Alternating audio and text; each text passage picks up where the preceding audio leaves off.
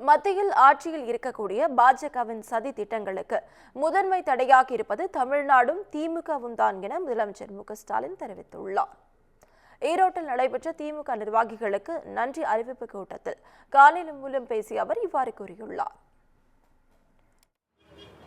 ஒன்றியத்தில் ஆட்சியில் இருக்கக்கூடிய பாஜகவோட சதி திட்டங்களுக்கு முதன்மை தடையா இருக்கிறது தமிழ்நாடும் திராவிட முன்னேற்ற கழகம் தான். அதனால பல்வேறு கோணங்கள்ல பல்வேறு வடிவங்கள்ல எதிரிகளை உருவாக்குவாங்க, நாடகங்கள் நடத்துவாங்க. இந்த மாதிரியான நாடகங்கள் எல்லாம் நாம 75 ஆண்டுகளா ஏன் அதுக்கு முன்னாடி இருந்து பார்த்துட்டு இருக்கிறவங்க தான் நாம.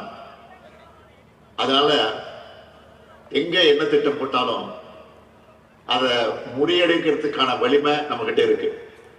அந்த வலிமை தான் நீங்க.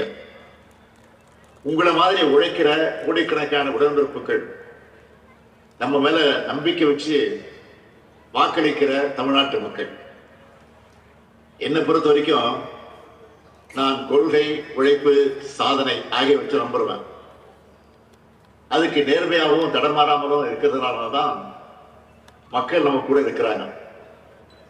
அந்த மக்களை காக்க இந்த தமிழ்நாட்டை தொடர்ந்து முன்னேற்ற 2026 களம் காண்போம்.